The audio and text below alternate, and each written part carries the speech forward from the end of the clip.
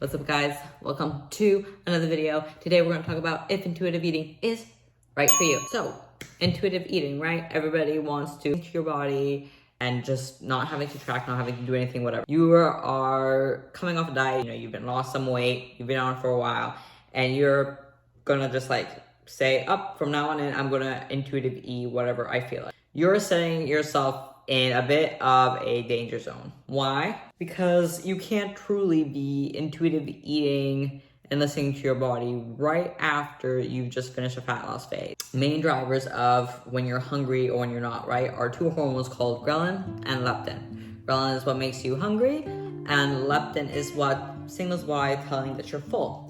They also have some other mechanisms in it, and that kind of goes more into like neurology, things like that, but let's just keep it simple for this video. So for example, when we are, at a higher body fat percentage, your leptin levels may be higher, telling you that you're full to eat less. When you're lower in body fat, your ghrelin signals will be increased, telling you to eat so you can gain body fat back. Then there are some discrepancies when you're obese and when you're really underweight. There can be discrepancies in those systems and the way those hormones signal. So it's not always black and white straight. After a diet phase that you've done, your hunger signals are going to be heightened. And these hormones take time to recover and come to a balance. So right after you finish the dieting phase, your cravings are going to be higher, your hunger is going to be heightened, your leptin levels are going to be low. Meaning that in the beginning, even if you're at a healthy body fat range and you're trying to, maintain where you're eating, you are not going to have the same satiety as if you hadn't gone through a diet phase. So a lot of times you might feel, people talk about the bottomless pit feeling, that even though they've eaten enough, but they don't feel like they're necessarily full. Again, your satiety signals are not in alliance yet to be able to tell you accurately, okay, I'm where I need to be, due to the fact that you've been under eating for, your body signals in that time frame.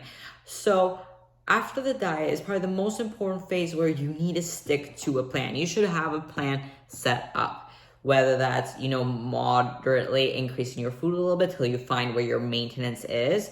You want to stop losing more weight when you finish the diet phase, right? You kind of want to, get it to the level line where you're maintaining. You may gain a pound or two, but we're trying right now to restore your metabolism back to kind of a good baseline. You're not returning back to the calories you started, but you can't either stay at a constant deficit. You can't keep losing weight or else into unhealthy realms, or you're just going to ruin your metabolism in the first place and be quite unhappy as a person.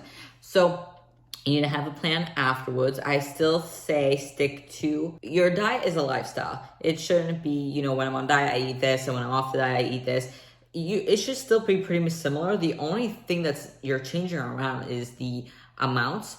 Now, if there are reasons to maybe choose higher calorie foods versus lower calorie foods for increasing feelings of fullness or making the dieting easier or preference, that's a whole different story. But as far as the main picture, the same foods that you use to diet down are the same foods you should use to maintain, or the same foods you should eat if you're trying to build muscle and be in a surplus. So after the diet, you need to plan, stick to those same foods, and try to stay on track. Again, those satiety signals are not ready for you to YOLO it in the air and listen to your body. Your body's gonna be a lot more hungrier, and that may be for 4 weeks, for the next month afterwards. It may even take longer. If you've been dieting for like over 6 months, you may really need like 8 weeks to really recover from that and have, your body signaling kind of up to speed where you're at. Then eventually, you've kind of hit that recovery phase. Maybe you did a bit of a reverse to fix any metabolic,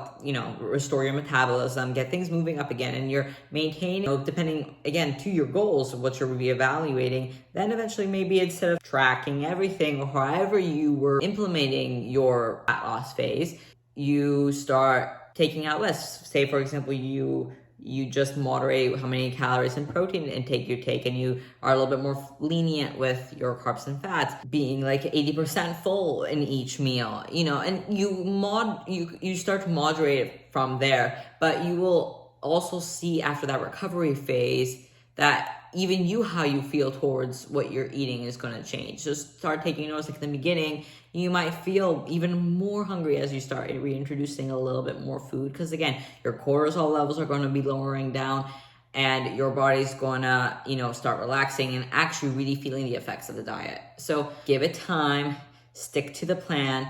Having a coach by your side to kind of guide you along this way, it's the most crucial period of time. Whatever change you made during that phase, to make that sustainable, to make that something that you keep.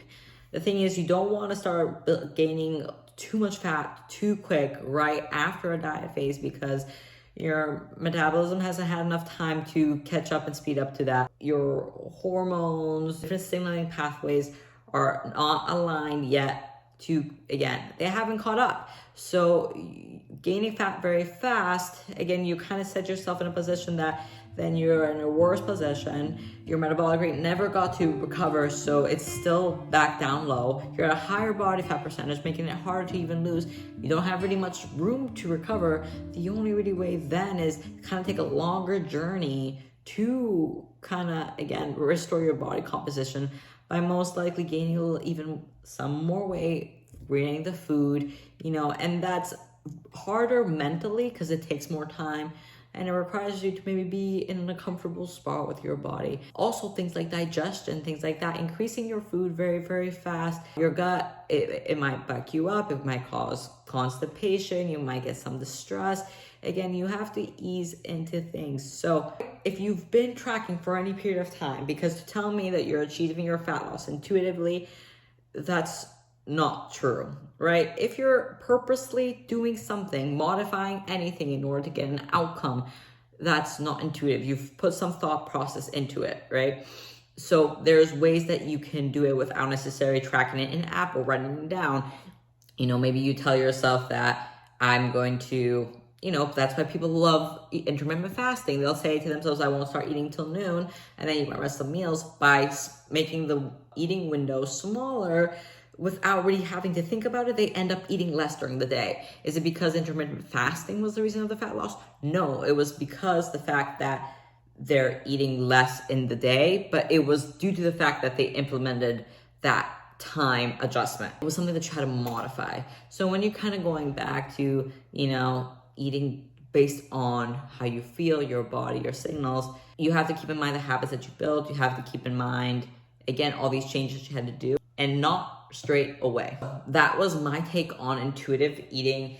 Again, if you are going to do any diet phase, afterwards, there's a plan. You need to stick to a plan after your diet. Reverse, recover, whatever, get back to a more homeostatic place where your satiety signals can support better decisions for you at that time.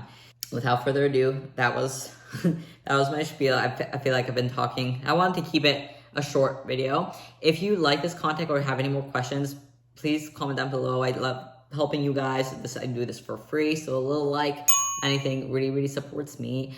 I don't really talk about it much.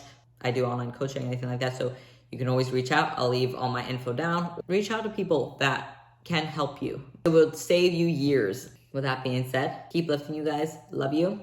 See you in the next